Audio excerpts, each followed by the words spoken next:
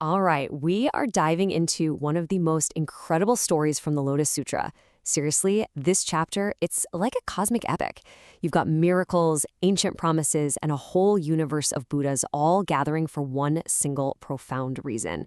So, I want you to imagine something. You're listening to the most important teaching of your life. Everything is calm, you're totally focused, and then bam, a tower, a colossal, jewel-encrusted tower the size of a mountain, just erupts from the ground and hangs there, suspended in the sky right above you. I mean, what would you even think? Well, that's exactly where our story kicks off. So, first up, a tower from the earth. This is where a perfectly normal sermon gets interrupted by, well, a miracle.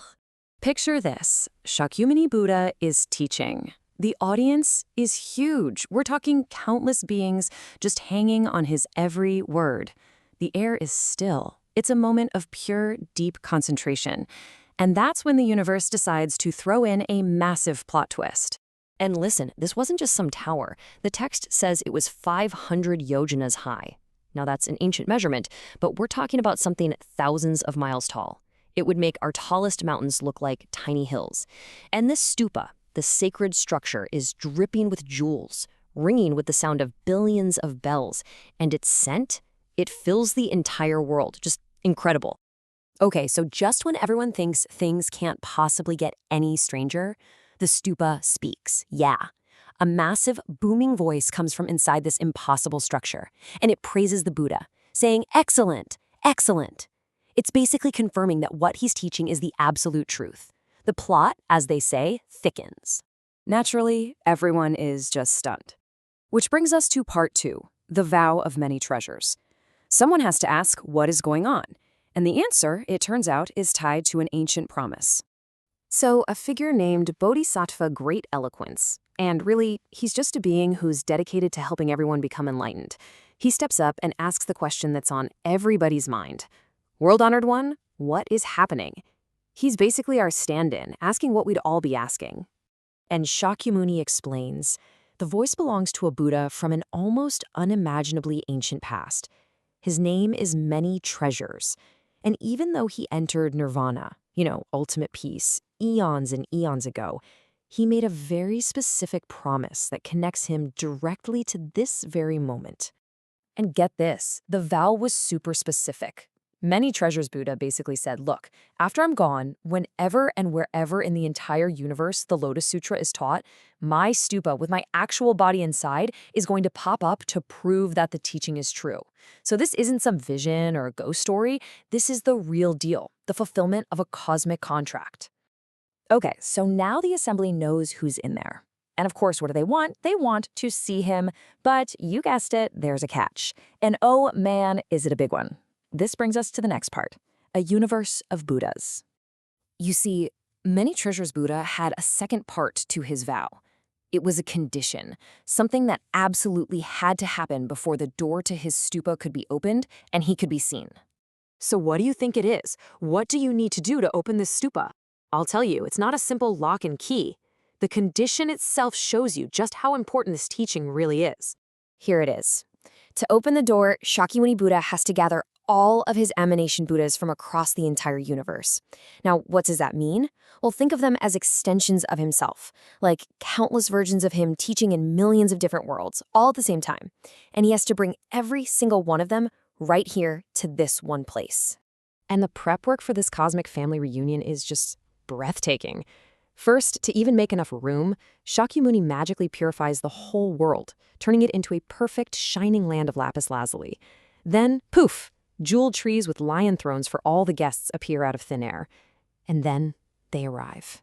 Buddhas from every direction, as numerous as the sands of the Ganges River, filling up all the space until the entire world, the entire universe, feels like one single, massive, glorious gathering. So the condition is finally met, which means it's time for the big reveal. Part 4. 2 Buddhas, 1 seat. After all that incredible cosmic preparation, the action itself is so simple, so elegant. Shakyamuni just floats up into the air, and with his right finger, he opens the door of the stupa. And the sound it makes is like the unbarring of a great city gate. And there he is. The entire assembly sees Many Treasures Buddha sitting inside. And his body's whole, it's intact, not like a mummy or a relic, but as if he's alive, just in a deep state of meditation. The promise has been kept, right in front of everyone. Then, Many Treasures Buddha speaks. He actually offers half of his seat on the throne to Shakyamuni, saying, "Hey, come on up, sit right here." It's this incredible gesture, right? A symbol that the truth they both teach is the same, no matter how many eons pass. So Shakyamuni enters and sits right next to him. And that image, that's the heart of this whole story. You've got two Buddhas from totally different ages, from different worlds, sitting together on one throne. It's the ultimate verification, a cosmic seal of approval. It's saying loud and clear that this teaching is timeless and universal. But why?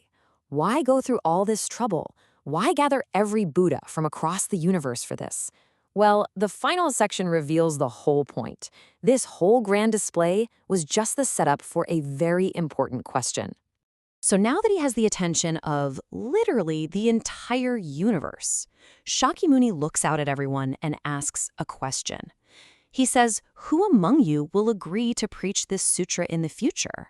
He's making it clear that he's not going to be around forever, and someone needs to carry the torch. And to show just how massive this request is, he gives some incredible comparisons. He says things that seem totally impossible are actually not that hard. Like kicking an entire universe to another galaxy, apparently not that difficult. Carrying a mountain of dry grass through a world-ending fire without it burning, nope, not that hard either. The thing that is truly difficult, he says, is to preach this sutra in a future evil age, to teach it to even one person after he's gone. And that's why the whole show was so huge. The jeweled stupa, the universe of Buddhas, it was all to prove that upholding this sutra is a truly heroic act. It's like being a true child of the Buddha. It's the highest offering you can make. It's what makes you brave and diligent. In short, it is the swiftest path to enlightenment. So in the end, this whole epic display was a cosmic call to action. The Buddha went to all this trouble to ask a question, not just of that assembly way back then, but of everyone who hears this story, even us, right now. And that question is, who will take up this difficult task for the future? It really makes you think, doesn't it?